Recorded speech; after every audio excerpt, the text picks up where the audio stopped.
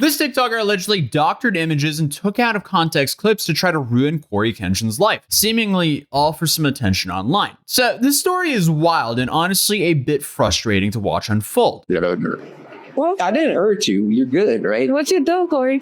That was the first out of context and worrying clip that I saw on the internet recently about this whole situation, and we'll get into the details of that one shortly, as today we're talking about Cory Kenshin, one of the largest gaming creators on the platform, who is now at the center of a controversy involving emotional abuse allegations, viral TikToks, doctored screenshots, and a whole lot of internet sleuthing gone sideways. So let's break down exactly what happened, what's being claimed, and what's been clarified, because there's a whole lot here. And this whole situation just kind of feels like less of a call out and more of a public therapy session that spiraled into a career hit job. But starting on July 13th, a TikToker going by Panda Ninja Official posted a video as a part of this like bacon avocado trend. If you're not familiar, that's one of these like TikTok trends where people reveal some sort of secret about themselves in the middle of a video, just kind of hidden in there. And in this video, the secret was I dated Cory Kenshin and he hurt me really bad, and I'm not the only one. And I mean, just like that, she went viral. 500,000 views in just 24 hours. Then came all the slideshows. And I cannot stress enough on how back-to-back she was posting all this information, which has all now been deleted now. Within 72 hours, all of this has been scrubbed off the internet. She just launched a bunch of information up there and people went, why are you airing all this out? So she deleted it. Then on top of that, she made her account private as well. But right after the first video, she shared 3 long posts claiming that she dated Cory back in 2018. And that the relationship was emotionally abusive. And here she accused him of ghosting, love bombing, gaslighting, and said that he kept the relationship a secret. That last one is very normal for large YouTubers. Like, why are you going to air out whoever you're dealing with in your private life? You want to have a split between public life and private life. Because, I mean, that makes it a whole lot easier to stay mentally sane. But she also said after their breakup, when she told him she had cancer, he responded by calling her message the most passive-aggressive cancer reveal ever. Now, whether or not that's actually true or if the messages are even real, we'll get into that later on in this video. But before we get any deeper, let's take a quick second to talk about who Cory Kenshin is, as Cory is one of the largest YouTubers on the platform. He first launched his channel back in 2009 and over the years built a massive following, now sitting at over 17 million subscribers, through a mix of horror game playthroughs, clean humor, and uplifting positive content. He wasn't always just a gaming YouTuber though, because earlier on, Cory made home skits and comedy sketches, but eventually pivoted into the horror gaming space. And that's where he really blew up. If you were on YouTube at like the peak of the Five Nights at Freddy's era, you basically could not miss the guy. And despite going on multiple hiatuses, seriously, this dude has disappeared from the platform like 15 times, but he always returns to continue to crush it. At this point, it's safe to say he has one of the most loyal fan bases out there, which he refers to as a samurai. I guess there's just like a common theme where horror game creators have a name for their audience. But hey, that's part of why the situation is so jarring, because Cory had almost no controversies attached to his name in over a decade on this platform. No scandals, no drama, no wild call-outs. He's always been kind of like a good guy on YouTube. Family-friendly, faith-based, wholesome content. And that's the image. So now, when someone from his past comes forward saying he was emotionally manipulative or toxic, it throws the entire internet into confusion. But what we're slowly learning from the situation is if you have to call someone out on the internet, make sure it's not fake. And I hate to say this, but the stuff that she was posting to me seems to be for attention. Because later on that same day, she posted a video clip of her and Cory walking together, seemingly in a casual, flirty moment. And it was obvious that Cory knew he was being filmed. Still on. Yeah, it's still on. Then I woke up again and it was... Did you watch me sleep? Did you watch me sleep? Yeah, I actually did something to you while you were asleep too. What? I'm sorry. I just got this that I do. Well, I didn't hurt you. You're good, right? What you do, Cory? I said, just Okay, so at first, that's a slightly worrying clip. At first, he said, yeah, I actually did something to you while you were asleep too. And they both laughed. Obviously, that doesn't sound great. And a lot of people online immediately did what the internet does best.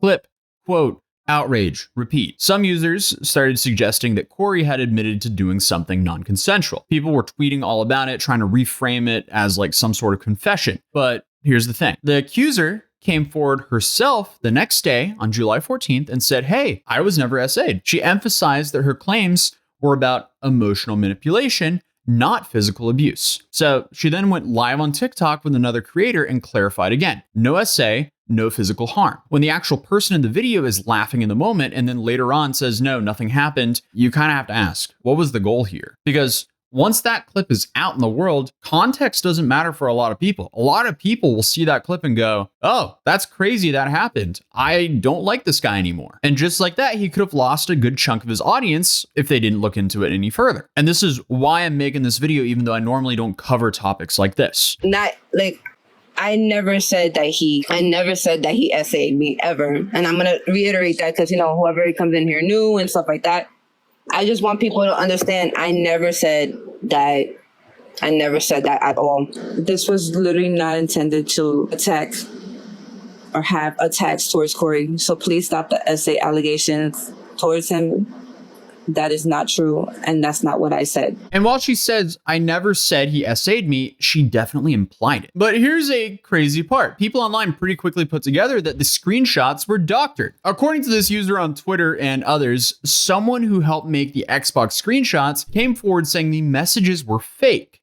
So allegedly, someone helped her fabricate this entire text exchange. Now, we're in this whole is this fan fiction territory? Like what is this? Even still though, Panda Ninja, she stood by her overall story. She said that she never meant to cancel Cory. She just wanted to speak her truth and process the emotional damage here. But when you're posting TikToks with dramatic music, jump cuts, and private conversations, and of course, captions like he never cared, and then wrapping that into this whole it's not about canceling, I don't understand what the goal is here. Because obviously there's going to be a large group of people on the internet who will go into this witch hunt mode, especially since he's a large creator. And honestly, I don't even see anything cancelable here. This is just her airing out their breakup and dirty laundry. Because the main allegations here are ghosting, love bombing, gaslighting, and keeping their relationship a secret. That just sounds like a typical bad short-term relationship that didn't work out. I feel like if anything, this is for a therapist or a close group of friends if it's still irking you 8 years later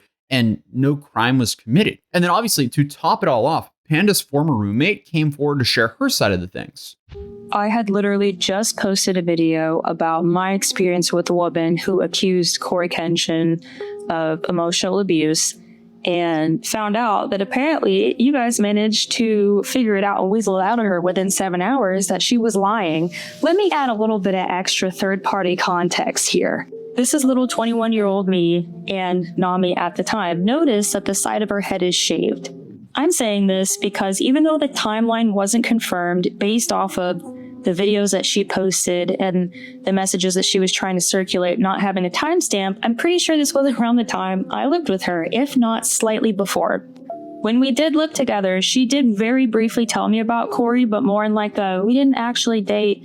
We just kind of talked, but because he was busy with YouTube stuff, it didn't work out. Okay, well, that sounds very interesting, but it gets worse. But while I lived with her, before I even moved out here in May of 2017, she was already actively dating someone, a mutual friend of ours who I will not name because he's not into the drama. It's been 8 years. And immediately after they broke up, she was dating somebody else. So things just didn't really add up. You know what I'm saying? Not to mention, there's going to be a lot of people who know her and are going to be able to call her out because we had a humongous friend group in K-Town in New York. So really interesting to see how many people are willing to come out and tell you guys that they know for a fact that she's lying because she's just always kind of been a shady person. So according to one of Panda's roommates from this time, Panda has always been shady. That's interesting. Doesn't seem like the people who are around the situation, even back in 2018, think the accusations are true. So what's the reaction online? Well, it's kind of split down the middle. Some took these allegations very seriously. Others, especially Cory's long-term fans, weren't having it. They pointed out that Cory's been on YouTube since 2009, never had any drama, doesn't curse, makes horror gameplay videos, and is literally one of the most clean-cut creators on the platform. That isn't a blanket shield that deflects all or bad PR, but still, he has a really good track record. But others felt like this whole thing was very one-sided.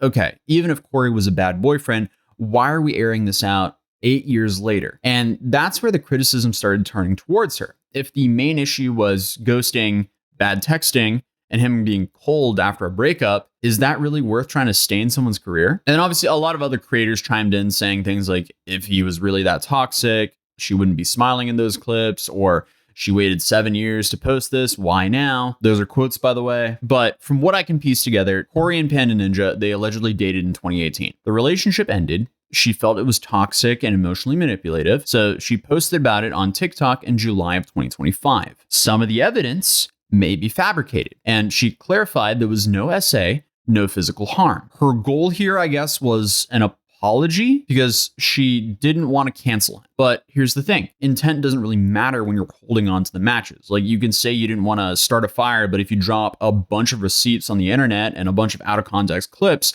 framed the way she did, the fire is going to happen anyway. Do I think Cory Kenshin is a criminal? No, absolutely not. Do I think he might have been a jerk in a relationship? Maybe, that's possible. Do I think any of that needed to be turned into a viral expose with semi-fake receipts and out of context clips? Absolutely not. This is not justice. This is just a breakup posted on the For You page. Cory hasn't responded yet, and honestly, he probably won't. And that's likely a smart move in this exact situation. But one thing is clear. Once again, the internet showed that it's really easy to destroy a reputation in 60 seconds, even when the story is full of contradictions. But hey, that's about it for today. I just wanted to make a short and concise video on the situation. If you're new here, feel free to subscribe, and I'll see you guys in tomorrow's video. Peace.